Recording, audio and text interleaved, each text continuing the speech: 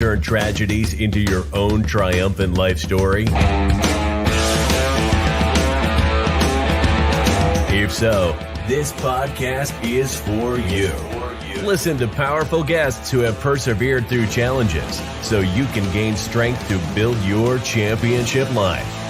The host of Professor of Perseverance podcast, Dr. James Purdue. Hey, come on in again today. Hey, I'm the Professor of Perseverance, Dr. James Purdue, and thank you for coming in to the Professor of Perseverance podcast.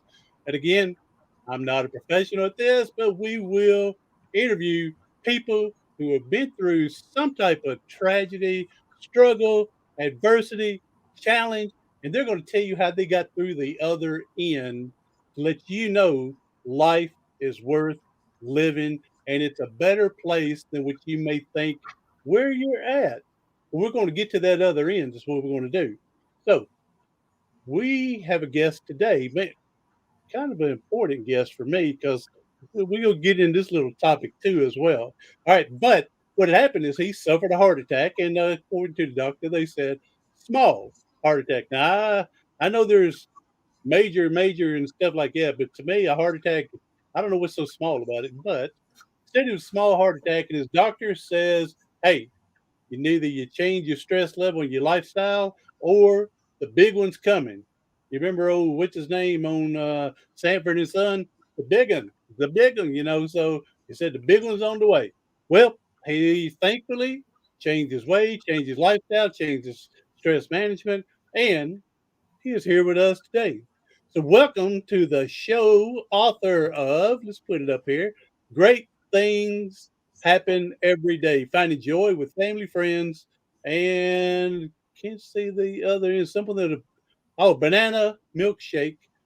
All right, now welcome to the show, Phil Barth, 2003 contestant on Who Wants to Be a Millionaire. That's a topic in itself that we could discuss one day, overcome, because I'm sure there's a lot of things you got to get through that.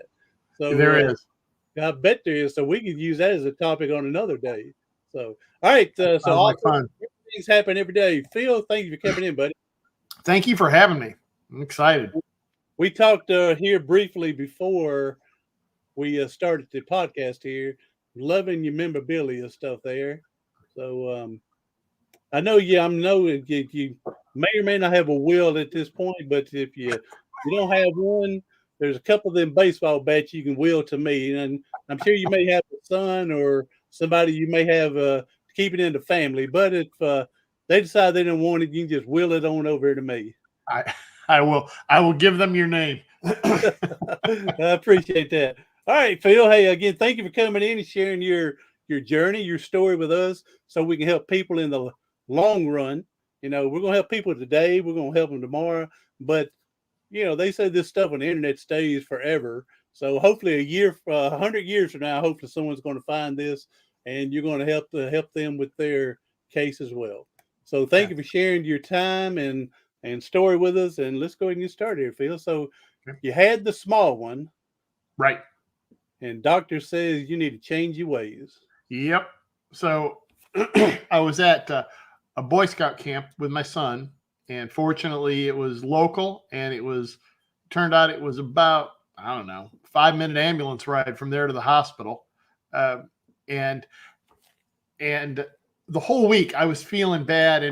And the backstory before all this, about 3-4 months before the actual heart attack, I met a friend of mine, and I just said, hey, I haven't seen you in a while. What's going on? And he said, well, I'm recovering from a heart attack.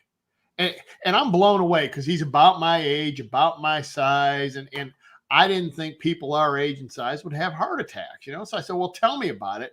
And so he told me all of the symptoms that led up to the heart attack. And so now, you fast forward to August and I'm at summer camp and I start checking off. Oh, Tom told me that. Tom told me that. And I didn't want to think that it was going to happen.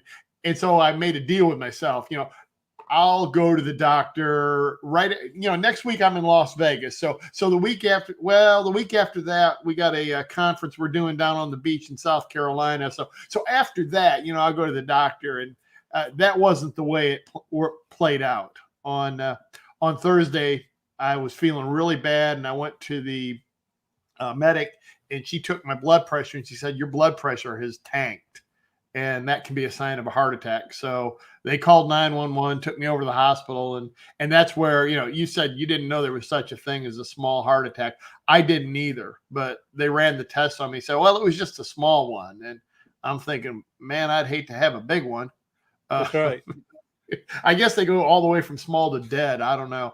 But, they put in 2 stents, and the reason they called it small was because they were small arteries that had to have stents. And would it also be determined how much damage may have been done or not done? Correct. So they give you this thing they put in your blood, or they take your blood and they run it through this thing, and the number comes up small to large. And and so my numbers were small. They were small arteries that got one was 95% blocked. So they put a couple of stents in. But this is afterwards.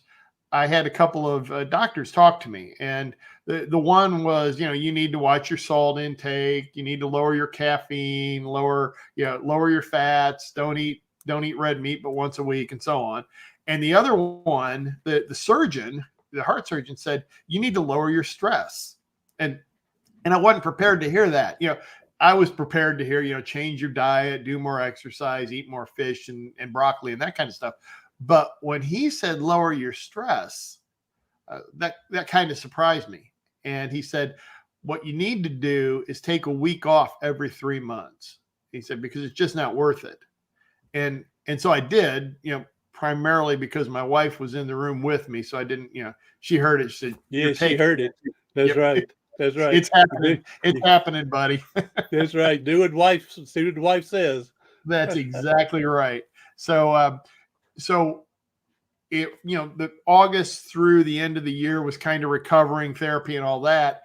And so, you move into 2016, and I'm starting back at work, and end of the first quarter, she said, okay, it's time. We're going to take a week's vacation, and we're just going to stay home, because there's still a recovery. I mean, recovery from even a small heart attack. I had a relative of my wife's at Wormy. He said, it's going to be a year. It is going to be a year where you're going to have things where you're going along with the day, and then 7 o'clock you're like, that's it. I have to go to bed. Whatever. There are all kinds of things, and boy, it played out just like that. But she said, we can do small things. And so the first day we went to the zoo, and we took our youngest son, and we had a picnic lunch in the car, saw the gorillas, all that fun stuff. At the end of the day, I got on Facebook and I posted, hey, these are the great things that happened today. Didn't think much about it, but I felt better just by reflecting on what good things had happened that day. And they were simple things, right? We saw the gorillas, we saw a baby cheetah, it listed them. And so the next day we went to the art museum, and at the end of the day, I did the same thing. Great things. Saw some artwork that just blows my mind, and saw some artwork that looked like my kindergarten finger painting, whatever.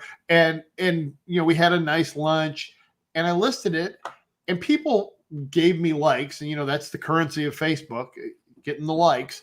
And I kept doing it, not because of the likes, but because it kind of felt good to do it. So somewhere along the line, I'm thinking, well, how long can I keep doing this? Because it's easy on the week of vacation. Will I be able to find things that next week? And what happened was I did, and I still do. So it's been 5+ years that I've been doing this now, finding the great things in life.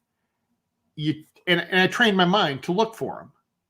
And so I started finding them, and that lowered the stress, because you can look for 2 things in life. You can look for what's good and what's positive. And sometimes it takes some work to look for it, but you can look that direction, or you can look for what's bad.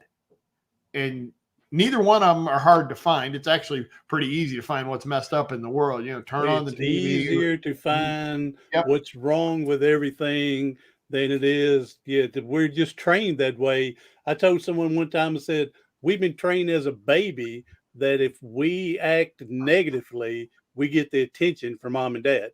All right. When I'm hungry, what I do? Why? When I want to be cleaned, why? When I want to be picked up, why? So we're conditioned at the very beginning to do something negative That's to true.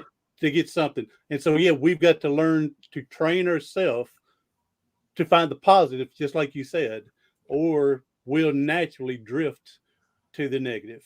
Exactly. And the good news is when you start looking for it, you'll find it at first, and then it'll find you. So Yes. there was a study, 1957, Scientific American talked about the brain's reticular activating system, and basically whatever you look for, you find. So you buy a new white Corolla or whatever, and then all of a sudden you start seeing white Corollas all over because that's what your mind is training, and subconsciously you pick that up, and that's what happened to me on this journey for great things. So it lowered my stress. It's not perfect. Life is not going to be 100%, unicorns and rainbows, as my friend says. But you're going to notice more of what's going right in your life and what's good about it. And in doing that, you lower your stress. Yeah, that's I believe that because again, it's how you're focusing. And see, I try my best. I'll watch some of the news because I know all they're going to give me is all the bad stuff all day long. And then I love it at the end. They'll say, and then we got this inspiration. And then they talk about a minute and a half of somebody after spending 17 minutes on the bad, And so I try to just watch enough so I know what's going on in the world, so I'm not left out. But I don't focus on. I forget it. I wish there was a newscast that would give you the good. I understand we have to have the bad in some things. I understand that. I mean, yes, I want to know if a murderer or rapist is running my neighborhood. Right. I do understand that. Okay, but continuously on and on and on. Yeah, so I limit that. I limit reading the newspaper. Most time I'll read the sports page and the funnies, the comics. Love the funny. Yep. And then the third thing, I'm getting old enough now, I'll read the obituary just to make sure my name's not in there. And so that's about the main three things I'll read in the newspaper, basically. So yeah, you're ahead of me because I grew up around Cleveland, and there's no good sports news right now from Cleveland after yesterday. So I tell you what, there was a good game though last night. It was a good game, but it ended the same way they always wind up ending against Baltimore. But hey, I still found great things yesterday. Just wasn't on TV last night. That wasn't one of the great things. I know we're drifting a little bit, but I'm outside of Nashville, Tennessee, so my Titans have stunk it up the last couple of games. But we're not the same team without King Henry. Yeah. And so he's hopefully they're planning to have him back right for the playoffs. But we were that number one seed. Now we've dropped to third now. So we're in the survival mode to be able to make sure we stay in the playoffs. Yeah. All right. That's a topic on its own. We'll set that one aside. Yeah, to whine and cry about the Titans and the Cleveland Browns. That's another topic. So, all right. So now, so basically, you've starting a gratitude journal, right? Online, basically. Yeah. And I think it's great that you're sharing it with your Facebook friends and stuff for them to be able to pick up, and maybe they start their own, or at least reading something positive from somewhere. So yeah, exactly. I've had several of them. I said I put out a challenge. I said, look, November, a lot of people always are, here's what I'm thankful for in November. So here's my challenge to my Facebook friends. Every day, find something that's great, put it on Facebook and tag me. And there's been several of them that have pushed through the whole month. And And then people will pick it up in the middle of the month, and it's all good.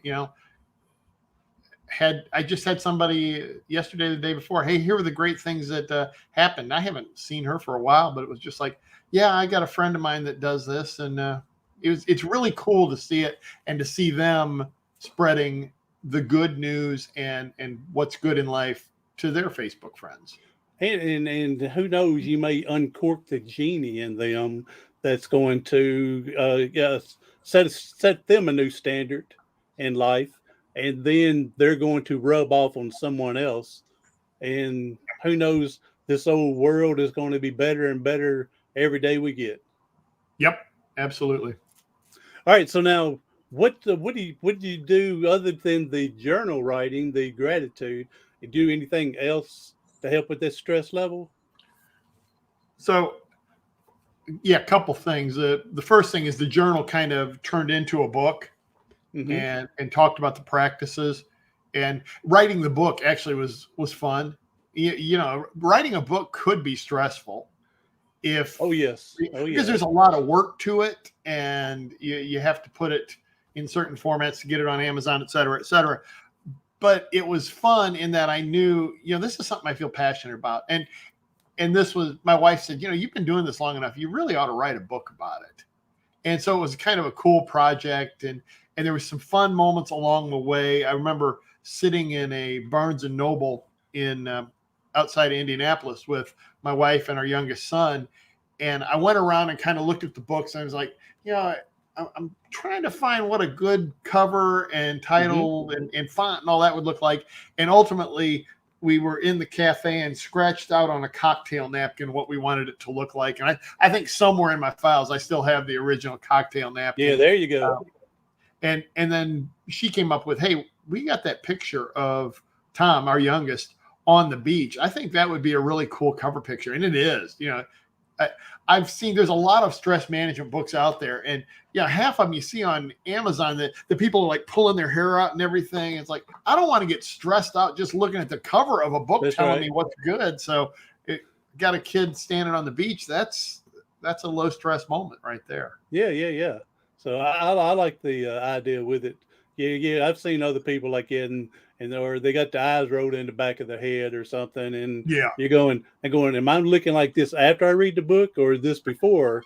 See, yeah. So not that I'm trying to talk about any other stress books. It's just may want to come up with a more creativity way. That's right. Than looking so stressed out. So look more calm, look more at peace. So and the other thing, I actually didn't answer your question real effectively, but I will try now. The other thing I do to limit stress is with my morning routines. So 2015, there was some psychologists from Harvard that published the results of a study. And what they did was they took the group and they cut them in half. And they didn't cut the people in half, right? Half of them were in one group and half of them were in another. And so the one group, they started their day with 3 minutes of bad news. So the normal news you have about whatever's going wrong in the world. The other half were given 3 minutes to start their day of solution-focused news. So it wasn't like, all positive and upbeat. It was just solution-focused news. And then they asked all of the participants 6 to 8 hours later, how was your day? Was it good or was it bad? And the people who started their day with just 3 minutes of bad news were 27% more likely to say they had a bad day. So and it blew the people who are doing the study away. Just that start of your day is so critical, and it's so important to get off on the right foot and to do something positive. So actually now my social media post is great things that happened yesterday. So the first thing I do is I open the computer, get onto Facebook, and I start typing, hey, here were the great things that happened yesterday. Starts me off on the right foot. I've got a few other things I do. We've got dogs. And so you can't really get off on the wrong foot with dogs first thing in the morning. Once you feed them, they just want to tell you you're the most wonderful person in the world. Exactly. Crawl up on your lap. So I make sure that, the first 5-10 minutes, if I got to get up a little early, that's what I do. But the first 5-10 minutes, start the day off on the right foot. And it really sets puts the ball in motion for having a great day. Just the littlest bit of time. Yeah. Yeah. I was going to say, well, to me, the study you just mentioned, I haven't looked at it and read it, but 3 minutes is I'm surprised that little of time has made that big of an effect. Okay. Because I've heard other gurus in the stress level or positive mentality, whatever, and they start their day and they'll talk anywhere from 10 minutes to 30 minutes of meditation time, prayer time, whatever you want to call it time, and then reading something positive, and then while listening to positive messages or music or something, and they're talking 10 to 30 minutes of doing all that. So when you say 3 minutes and then how much benefits was out of that, that's amazing to me to learn that. So now you can even go with other people and people go, well, I don't have 30 minutes to do it in the morning because I don't want to get, all right, 3 minutes in, buddy. Yep. Just give me 3. Yep. So, and if I have more time, I will meditate, pray, read the Bible, whatever. But at least 3 minutes. I can always make for a quick 3 minutes to start it off on the right foot. And I'm very with you on this, man. If dogs, I respect I respect anyone that comes up to me and said, I have a service dog. All right. Mm-hmm. And I'll say, do you want to pet him? And I respect anyone who says, no, I don't like dogs. Keep away from me. I don't want a dog. And then I respect them more than someone says, I got to have a dog. And they chain them up in the backyard and don't play with them. Bring them food and water, and they're not playing with them except when they bring the food and water at them. That's the only. Oh boy, I can't stand that. No, I agree. And but you're talking about how they make you the most important thing of their life. First thing in the morning, love to see you all day long. One gentleman, he was telling me one time, he said he knows his dog loves him. He knows his dog loves him. He said more than his wife loves him. And he gave me an example. He said, hey, if I take my dog and if I put him in the back of the trunk of a car, not that he did, podcast people, he did not do this. It's only a story. Fiction is just to something to get you to understand what he's saying. But he said, if I put my dog in the back of the trunk of the car for an hour, I come back later, open up the trunk, he's wagging that tail, happy to see me, licking me and wanting to play and everything. He said, but if I put my wife in the trunk of the car, oh, all right. So now you know where I'm going from. Again, nobody was hurt during the storytelling here. Nothing happened. It's just fiction, podcast, just fiction. Just to show you that, depending on your outlook, on things just put to you, whether it's the outlook of a dog or the outlook of an angry wife, it depends on how the outlook is. So that's right. Not to say she shouldn't be mad if she was locked in there. I'm not saying that. Okay, no. But yeah. I one of my books, and I've written a couple of books. One of mine is I want to write a book about my service dog, how he's been, and just basically we ought to have a better outlook on life like a dog. Oh yeah. Yeah. So even if you get one that's been beaten, malnutrition, and then you find him and you show him love, and even though he's going to be skittish of you, scared of you, but once you keep showing the love and feeding them everything, they're going to regenerate, readapt to the way they should be. Yep. Yeah, you're right. We need to be more like dogs. When we have something abusive happen to us or something, again, I'm a spinal cord injury from playing football, got my neck broke. I could have been miserable, and not to say I wasn't at points, but could have been but to turn around, had the mindset of a dog, it's time to move on in life. And it is the mindset because there were days, and I'm sure you had it with the injury. There were days after the heart attack when, I was tired and dragging and just told my wife, this is awful. I'm never going to be the same. And just had to kind of shake myself out of that. She helped with that. And different is different. You can make it better or worse. There are things I can't do now that I did before the heart attack, and that's fine. It's just different. It's I can better or worse is up to me, right? Mm-hmm. And so I choose better every chance I get. There we go. Lost my train of thought here. Better for worse, going on. All right. Pick it up, Phil. Keep going. I got to go back and find my question. That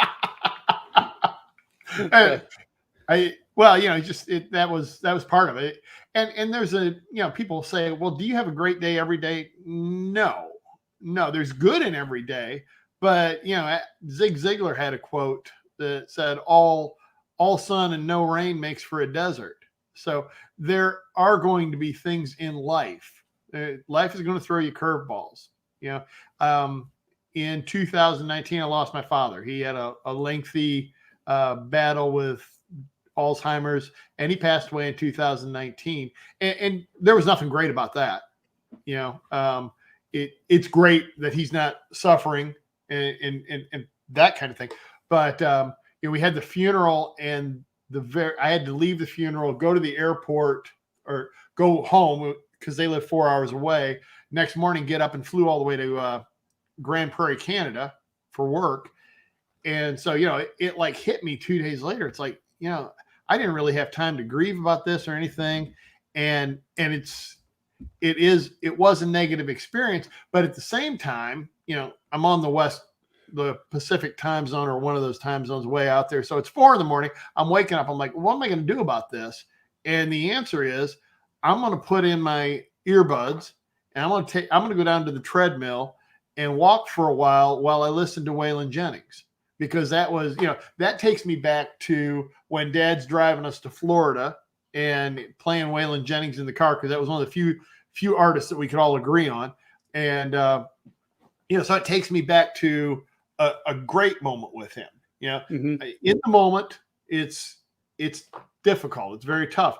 But if I go back and reflect on some of the really wonderful times we had driving down to the Florida Keys, where we stayed for a week, and it just it helped turn it around. So, like I said, it's not 100%. You're not going to have a great day every day, but you can find great moments even in the tough days. Yeah, and even if you think there's going to be great days every day, you're just lying to yourself. Yep. And you're deceiving yourself. I mean, because even without stress management, without a heart attack, the world is hard to live in. It's not a beautiful day every day, like you said.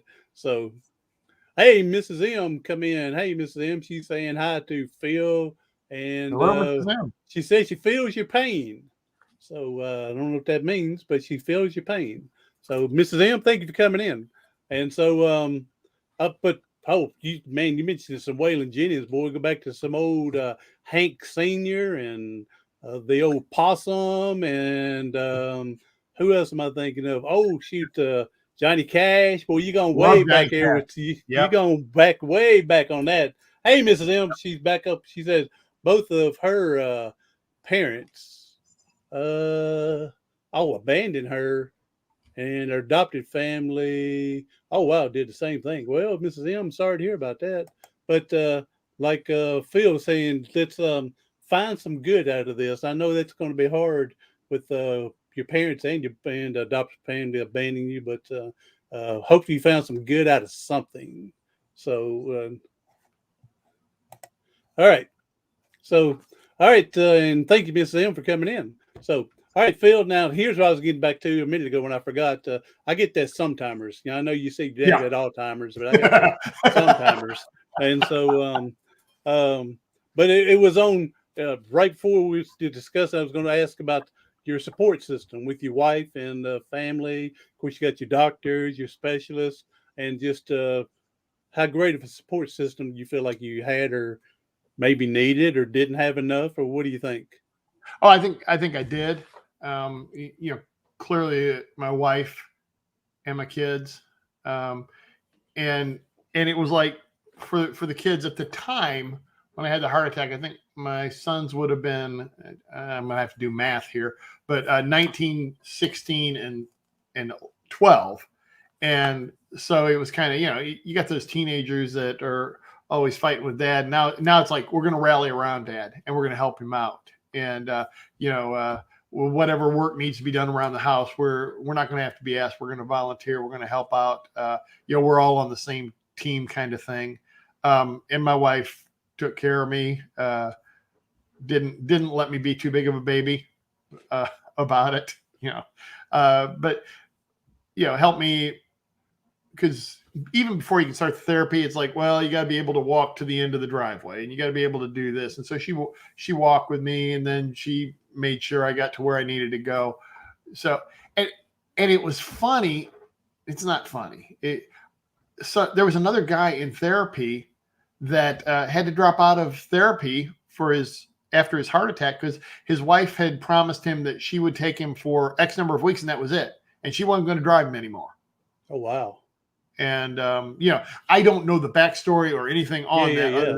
I just heard that. I was like, and whatever the backstory was, I was like, I am really blessed here to have a wife and family and everybody who is going to take care of me, and my in-laws and my mom, and just all these people are doing so much for me. And I just felt so fortunate. And again, it's different is different. How are you going to look at it? Well, I had a heart attack, but look at all the friends and people that love me, that are going out of their way to help me. And, I feel blessed. And I might not have known that, or might not, maybe I intellectually knew that, but I didn't really experience that until the event. Yeah. And I've said, because I'm paralyzed. I'm in a wheelchair from the football injury, and I wouldn't be successful in life if it hadn't been for my family. And it's not that because they had to do it because they're family. They loved me enough to do it.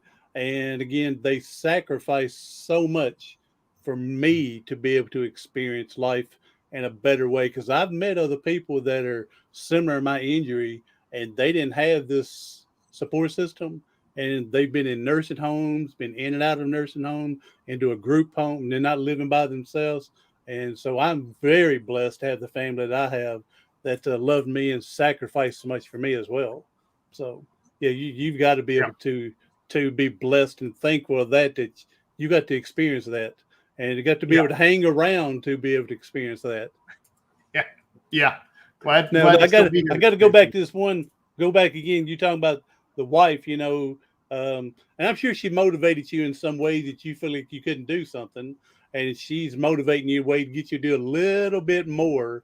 That way you get a little bit stronger and healthier. So it goes back to me. I'm sure you saw this commercial. It's a football commercial. All of a sudden you see this coach is yelling in the ear of the referee. He just, how can you miss that call? And it's in football, how can you, just going off, and you hear the commentators, it's a commercial, and you hear the commentator says, man, look at the focus on that referee. How do you get such training for that? And then all of a sudden, the next scene, you see him sitting in the chair watching TV, and you hear the wife, and I try to get you to take out the trash, and you won't walk the dog. So the wives can be a big motivator in some way. Yeah. And my wife absolutely is and was. I mean, she would get me out there, but she would also rein me in, because there were those times I'm like, I think I can go further. I can go further. I can do it. No, that's not the plan. That's not what the doctor said. You're going to dial it back a little. So yes. A great coach knows when to push and when to pull back. Yes, yep. And so that's great of her to recognize that for you. So all right. I heard me feedback in there, I thought, for a second. Okay. All right, Phil. So we get a little bit of feedback here. Podcast, just hang in there. So not on my end, right. Is it?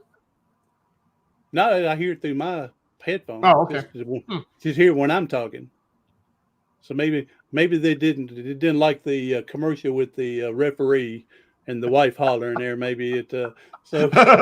All right, Phil. So hey, I appreciate you being here. And what one or two tips could you give? I mean, you talked about your journal, your for a family support system. Is there anything else that you can tell the people listening that could help with them? Yeah. So I would say you need to look for what's good, and you also need to dial back on seeing what's bad, the bad news. I like Facebook, but I only like Facebook because I have blocked a lot of negativity out of there, because Facebook just loves to have people going back and forth and you're an idiot because, and you're an idiot because, and so on. That kind of negativity, it just drags you down. So I call it, look for what's good and kind of subtract what's bad. You can't eliminate all the bad from your life, but you subtract as much as you can. Don't go headlong into stuff that is just bad for you and it just brings you down, drags you down. And then the other thing that I think really helps with stress management is sharing the love. All right. So, I will tag people. I'll run into somebody in the grocery store, and then I'll tag them on Facebook. Hey, this is one of the great things. I saw so-and-so. We talked for 5 minutes in the grocery store.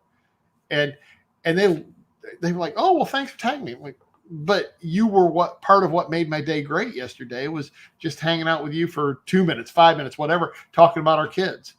And so you kind of just share the love and let people know, hey, you mean a lot to me. And it doesn't just have to be mom, dad, kids, wife, anybody. Take that time to tell somebody, hey, our friendship means a lot. What you're doing for me means a lot. And share the love. Yes. Mrs. M, thank you for coming in. Come in any time you want to while when we're on other times. And Merry Christmas to you as well. And you Merry don't have Christmas. to say next month. Merry Christmas every day. We ought to be doing something and celebrating. It may not be Christmas every day, but a little piece of something that's going to I give us love some it. excitement. So, Yep. all right. And I had a little incident years ago. They thought I had colon cancer and stuff, and 2 tests verified colon cancer. And one of my books I wrote that, and I put in my book that um, I was in a win-win situation. This is getting to where you're talking about tell people you love them and stuff. I told people I was in a win-win situation. I said, what if they get in there and they said there's nothing more they can do with this colon cancer? They give me 6 months to live. I said, that gives me 6 months to go to tell the people that for helping me being in a wheelchair, thanking tell them how much I love them, appreciate all they've done for me. Give me 6 months to do that. I said, but then if they tell me, hey, everything's good, we're clean, said you got another 30 years, that gives me 30 years to tell people thank you for all you do for me and love them. So I told them I was in a win-win situation. And at that I point, love that. depending on who you're talking to, and not that I want to get all spiritual and religious with this, but you find out who believers are. Yep. Okay. The ones that are believers, they're going, man, it's beautiful. The ones that are not and unsure of things, I don't understand what you're talking about. There's no way I could do that if I knew I was dying, so. Oh, So yeah, I've had a couple of people like that. I couldn't do that if I was you. And then you find out who are believers. So yeah, you but do. fortunately, everything worked out great for me, and so now I'm here with this podcast. So all right, Awesome. hey, Phil, go ahead and tell us more about. Let me pop your book up here. You go and tell people how they can find your book, and you can tell us other social media sites that they can find you. So the book is on Amazon, and it's Family, Friends, and Banana Milkshakes. Those are a family favorite. Get the book and you can find out why. and the real easy way to find it is philbarthbooks.com. It'll take you to my Amazon author page. There's that book. There's also a book on Cleveland sports, which is completely different from this book, was written before this book. And there were a few great things that I found in that, but we already had the sports discussion. PhilBarthBooks.com. I'm also on Facebook. So if you look at Phil Barth in Ohio, I'm there. And Phil Barth on YouTube. I have a YouTube channel where and PhilBarth.com. Okay. And Barth is Barth for the ones listening. Yes. So Phil Barth Barth. All right. And so, yep. And I'll get these links and I'll put them in the description for people to be able to click on them and go find you quicker from there. For the ones that are driving, walking, exercising, whatever, Barth, Barth, and you can go look him up and Google him when you get home. So Google me. Yep, absolutely. That's right. All right, Phil, appreciate you coming on here, and Ms. M, again, thank you for coming in, and come back later. And again, and so Phil, you know that there's people who are hurting and struggling today, and I asked my guests to give a positive message to help people get through today. So if you can help us, that'd be a blessing. Look back on today or a prior day and find something great. And don't just think, oh yeah, that was great, but relive it. Relive it for just a minute. You know, the birth of your first child, the first kiss with your significant other. Relive it for just a minute and you're going to feel better. You're not going to have every day be great. I think that there's probably in any given 30-day month, there's going to be 3 days that aren't going to be great no matter what. There's going to be 3 days that are going to be great no matter what. There's going to be 80% of those days that are somewhere in the middle. And if you start your day off right and you look for what is great and you reflect on what is great, you're going to win most, if not all, of those days in the middle. And that's going to make you less stressful and you're going to have a happier, more joyful life. Amen, brother. Appreciate that. So yeah, I'm all for you that there's days that's going to be so out of control, but we got to grab something to hang on to get us through that day. And other days, boy, that's going to fly through. Nothing can go wrong. But it's in the middle is where we make that decision. Is it going to be bad or good? And so from there, Phil, thank you again for coming on. I hope your wife and everybody's doing great. And thank you for having me. Best of luck to the Titans this year. It doesn't look like it's the Browns' year, so I'll be cheering for the Titans. Hey, well, I appreciate that, and I was sure hoping the Browns could have finished off strong yesterday because right now Baltimore is in the number one position of the conference, and so that would have bumped us back up to number 2 with Patriots in the first place seed. Yeah. But I was sure hoping they could bounce and hang on to them, but didn't work. So we'll just have to see what happens. So, Barth, again, appreciate it. And, go Titans, tighten up and everything. So, everybody else, hey, on the replay, be sure to share us out to someone you know. Again, you don't have to be in a stressful heart attack way. You don't have to be a spinal cord injury, paralyzed. But it's the positive hope that life still goes on is the message that you know someone needs to hear. So, everyone else, thank you for coming in on the replay. Do something today, tomorrow, something next week that's going to help you persevere past your